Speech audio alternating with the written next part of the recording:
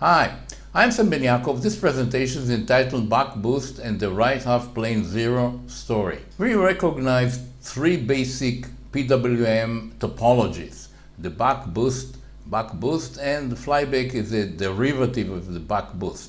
I'm showing it here, these in a generic way with a switched inductor model. That is, we have an inductor which is switching between these 2 points, and then in the case of the buck, it is switching between the input and ground, and the transfer function V out to V in is D. The boost, the connection of the inductor here is to the input, and then it's switching between ground and output, and the transfer function V out to V in is 1 over D off. And the BuckBoost, which we are going to concentrate on in this presentation, V out to V in is minus D over D off, because there is a polarity reversal. The output is negative. Now the flyback, as I've said, is the derivative of the BuckBoost. It's the same thing, except that we have two inductors.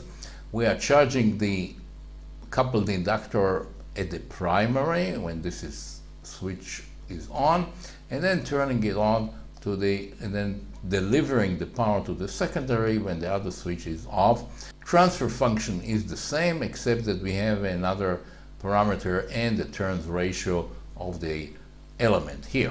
Now when it comes to the BuckBoost, the realization usually is like this. This is a very basic circuit. We have a transistor, a diode, which is the second switch. We have the inductor connected to ground, and then we have the control coming to the transistor. Again, the V out to V in is minus D over D off. Now the operation can be seen here. We have the control signal. During the on, the inductor is being charged. During the off time, the inductor is being discharged and the current going the same direction. So therefore we have here plus and here minus.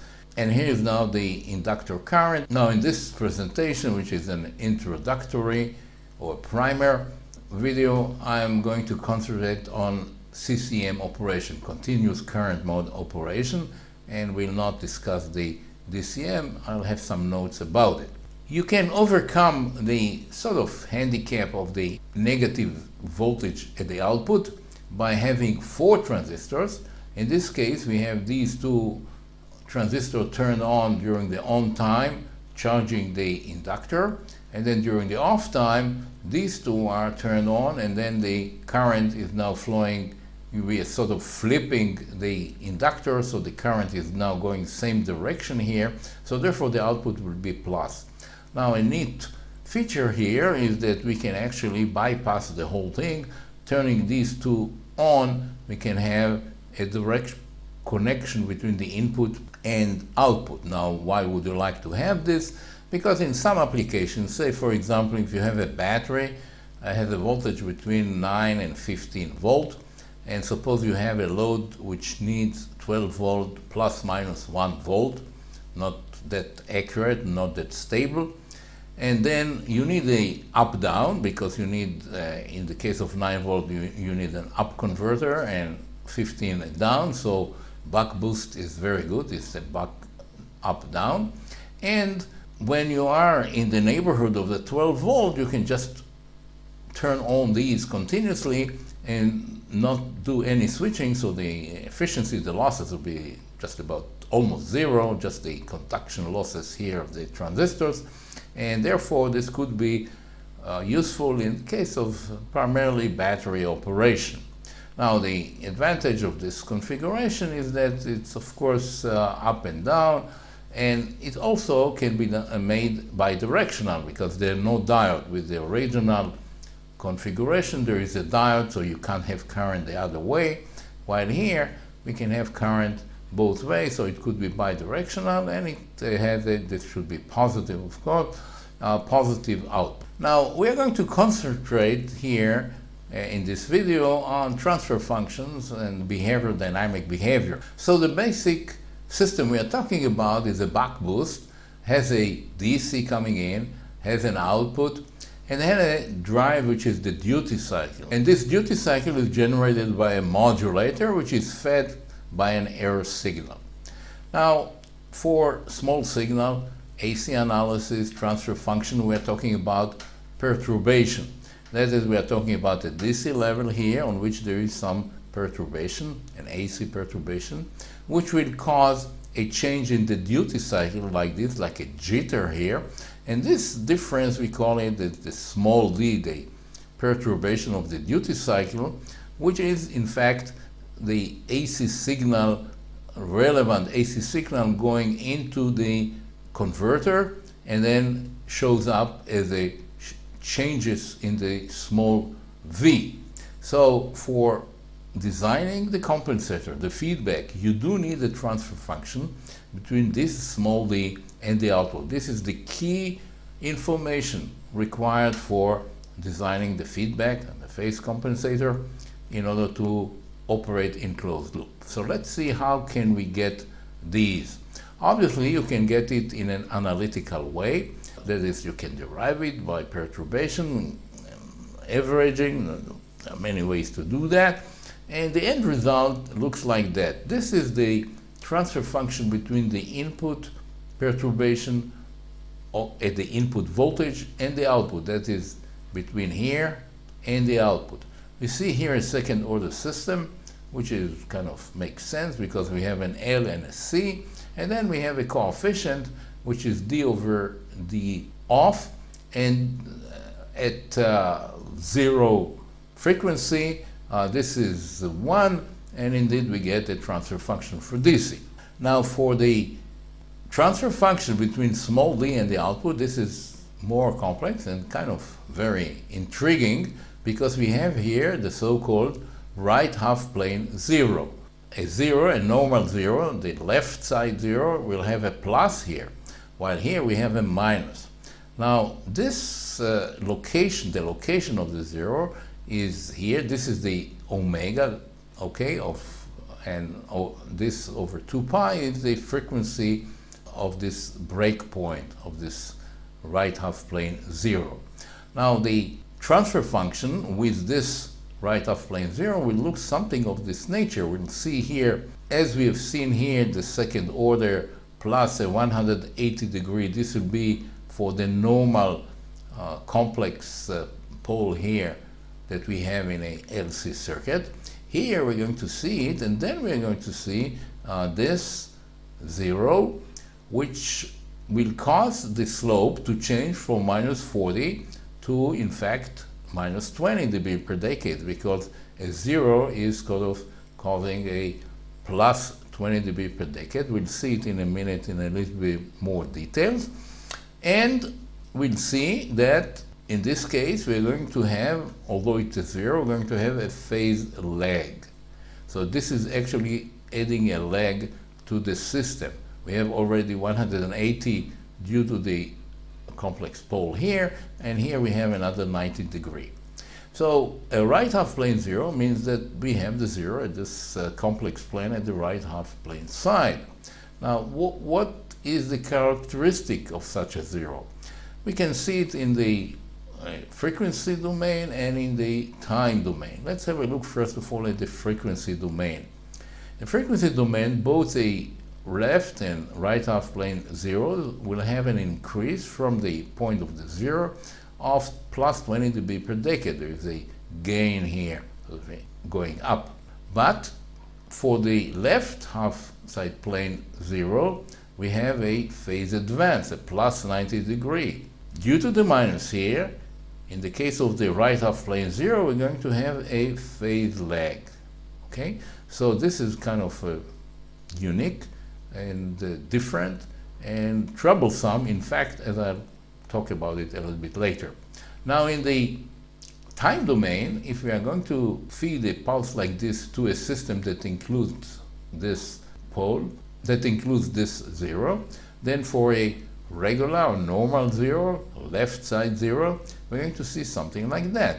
This is the slope here is constant, so the derivative is a constant voltage, and then it goes, when it comes to zero, it goes to zero. Here, we're going to see something entirely different. Because of the minus, we're going to, although the excitation is a positive pulse, the result is a negative going output. So this is really unique to the right half-plane zero.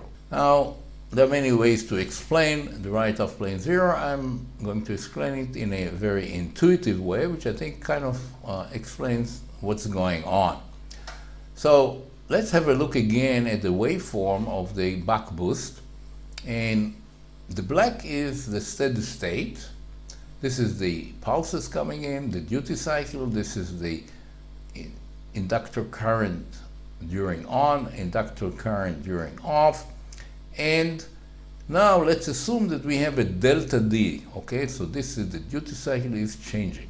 Duty cycle is changing. Now obviously this time is changing. So the current of the inductor in fact is going to increase, which is fine because we are increasing the duty cycle. That makes sense. But, which is kind of strange, the off time, which is now being smaller, will cause in fact a lower current or lower charge to be transferred to the output because we have a shorter off time. This is the time that current is pumped into the output. Being a shorter time, then there is less current. So rather than, I'm showing here the reverse voltage at the output, rather than going from this duty cycle to this, and this should be increasing more negative, okay, because it's D over D off. And as D is going up, the gain, absolute gain is going up, and this should go to here. But meanwhile, until the system stabilizes for this cycle and perhaps for the next cycles, the output current is actually smaller, so therefore there is a drop, and then it will recover to the value. So this is kind of a unique, and this is the primary reason, that is the time domain behavior is the primary reason, and the frequency domain is kind of a result of this primary behavior. Now, having a right half-plane zero is very troublesome because phase lags are very bad and because they can cause instability. For that you need a phase compensation, a PID, and PID is a full PID, or type 3 as it is called, has a derivative value, so you can handle something that is approaching a 180-degree phase lag. But here all of a sudden you have a much larger phase lag, another 90 degree. So therefore, the thing that is being done is just to get away from this region. That is to close the loop at a lower frequency. So the bandwidth will be lower and just below, sufficiently below the right half-plane zero, so it will not corrupt the stability and add the lag, which is reducing the phase margin. So this is the problem of a right half-plane zero. Now, how can we get it in a simple way? Obviously, we can do the analytical expression, but then if you like to change things, you like to see very quickly how the system behaves when you change values or parameters. So here I'm going to go over the notion of a behavioral average simulation, something that I've developed many, many years ago, and just the gist of it, and then we'll see how we apply it to the BuckBoost and what are the results. So, as I've shown earlier, the PWM converter is basically a switched inductor, and the difference between the topologies BuckBoost and BuckBoost is just how these terminals are being connected. Now, in the average voltage on the inductor is the voltage between here and here, A and B, during the fraction of the time D on, while during D off, the voltage, the average is the contribution to the average is VAC times D off. So this is VABD plus VACD. At steady state, then this average has to be, of course, or will be 0, because the system will stabilize at 0 DC voltage across the inductor. During transit there might be some changes, but in the long run it's going to be 0. But in this model we are just putting the average value here and the average value on the other side of the inductor, and in this case it is VB. This is just another way of writing it. Rather than VAB, I can write it as VA minus VB times D and minus V, this should be C times D off. And this is just the implementation of this idea here.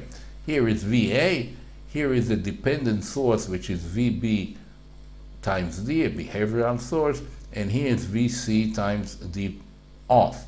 Now once you have this circuit, there is a current that will develop here, and then you know that the average current coming off this terminal is just the inductor current.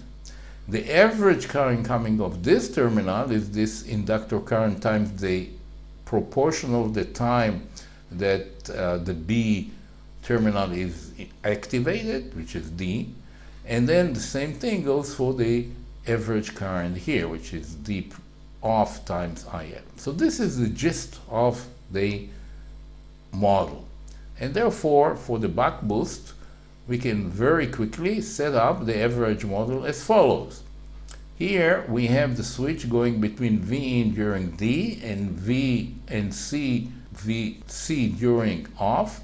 A is connected to ground, so we multiply B voltage here, V in, by the duty cycle, the portion of the time that the switch is on, and same thing for this switch, V out times D off. So this is the average voltage on the inductor.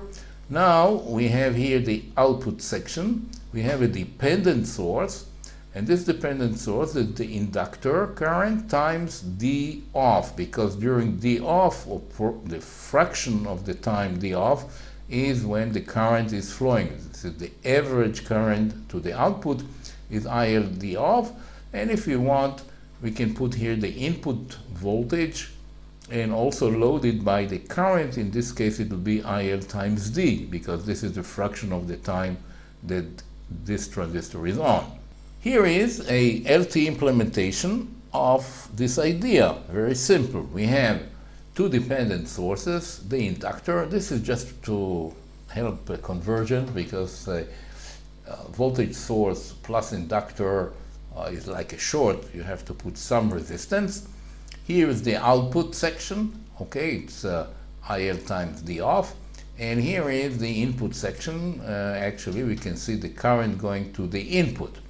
Now, the duty cycle, which is sort of activating the whole thing, has to be sort of recognized by SPICE, because just a number as a multiplier, which is a variable, is not recognized. If you want a variable that will change or could change during simulation, it has to be either a voltage or a current. So therefore, what we are doing, we are actually coding the duty cycle into voltage. So the voltage of this node represents the duty cycle, which we can generate by DC, AC, step function, whatever we want. And then the product here is V in times V of D. So this is the duty cycle. In fact, it's a voltage that represents the duty cycle. That is, the value here is between 0 and 1, as the duty cycle will be. So this is the circuit. Now we have also here the switch circuit, the actual switching operation. We have the transistor. This is a PSIM now simulation. This is the output section, and this is a sort of a modulator. This is a triangular waveform, and here I have the input, and in fact I've put here a step so I can change the duty cycle in a step. So this is just for comparison. So let's see how this thing actually works and what do we get. Now this is the average model, behavioral model. This is the switching model. You see, they are very similar. Here is the transient of turn on. We don't have it in the average model. And the duty cycle is moved from 0.5 to 0.7. 0.5, D over D off is 1. 0.7, it should be larger than 1. The input is 10 volt. So with a duty cycle of 0.5, it should be minus 10, which it is. It is also here. And 0.7, it's about minus 24. So it's 24 here, and it is 24 here. See, it's very, very similar. You see the behavior that I was discussing. The trend should be between here and here because we are increasing the duty cycle. But meanwhile, there is a journey here to a lower value, lower absolute value, and then it goes back due to the right half plane 0. And if we zoom in, we see that the average behavioral simulation is very, very good because you get just exactly the same behavior. This is just the peak here, or the hump here, and this is the switching, of course. You see at the output the ripple. You don't see the ripple at the behavior because there is no switching, there is no ripple. You just see the average values. And here is the case that I've changed the load to 10 ohms.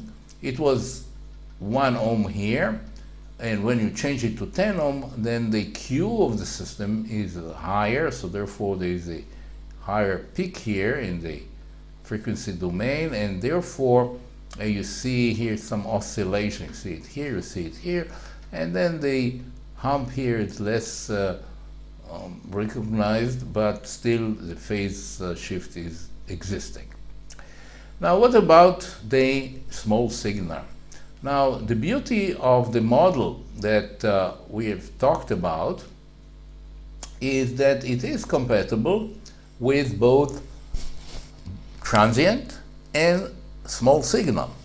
Now, for transient, of course, seems to be kind of simple. But for AC, small signal, you need a linear system.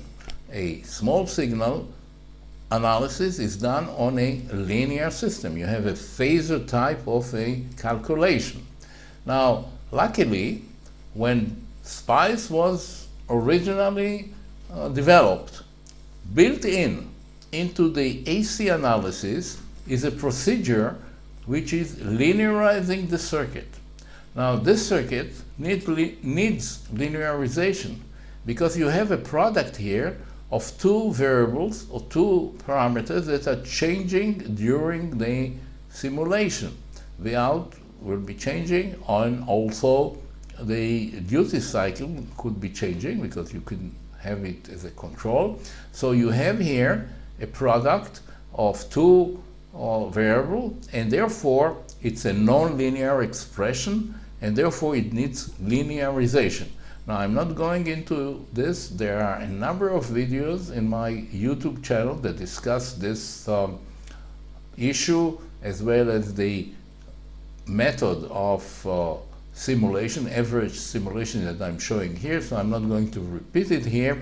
I'm just mentioning it just for those who are not familiar with this technique. So here we have now the small signal. This is between duty cycle and the output. We see here the second order behavior. This is for 30 ohm load. It's a pronounced Q. We see the slope. This is minus 40, and here you see the break. This is due to the right half plane 0. So it's going back to not back, but it's going to minus 20 dB per decade. Here we see a phase shift of the complex pole, 180 degree. It started with 180 because there is a phase reversal, goes to 0, and then another 90 degree due to the right half plane 0, the lagging 0. Now, in order to estimate the position of the 0, I've done the following. I've started from the end here, and then we know when it's sort of the phase shift is completed, and then we know that the phase shift at the position of at the frequency of the 0 or a pole is 45 degrees. The shift is at 45 degrees. So if I move from here 45 degrees, here, the phase shift, this should be the frequency of the bright half plane zero. And by these cursors, I find here the 45, and this is 23.9, let's say 24 kilohertz. This is for the 30 ohm. Now for 10 ohm, similar, the Q is a little bit lower. We see again the 180. We see here another shift due to the right half plane zero. And you see that in this case, it turns out to be 8.3, here it is, 8.3 kilohertz, okay? Then we move to 1 ohm. Now, this is problematic because we don't see, now we don't separate very well the complex pole from the right half plane pole, so therefore this measurement is probably incorrect, and we'll see later that indeed it is just this method of determining the position of the pole is probably incorrect. So nonetheless, if I just continue the same method, looking at the point of 45 degrees, I find here 3 kilohertz, okay? Now, if I go to even a lower resistor, and then in order to separate the two breakpoints, I have increased the capacitor. Now the capacitor does not change the position of the right half plane zero, but it does change, of course, it's lowering and increasing capacitor. We lower the resonant frequency of the LC, the main LC of the circuit. So I've sort of separated between the two, and now I can very easily recognize the breakpoint here by the 45 degree, and it turns out to be 460 hertz for the 45 degrees. So let's now summarize and see what we got. Now these are the experiments, simulation experiments I did. This is the measured value, and this is the calculated according to this analytical expression. R is a major role here, and you see that if L is constant, then this breakpoint should be linear with R. It's inversely to L. So we see here that except for this 1 ohm, which I've said is kind of suspicious, and indeed we get here 3 kilohertz and it's about 800 hertz. All the others are pretty good. This is 8.3, 7.9, 24, 24, you might say, and 460, 397. Well, considering the accuracy of the cursor and some other inconsistencies between the theoretical and the simulation, then I think it shows that the simulation actually gives us very, very good results. So this brings me to the end of this presentation. I thank you very much for your attention. I hope you find it of interest, and perhaps it will be useful to you in the future. Thank you very much.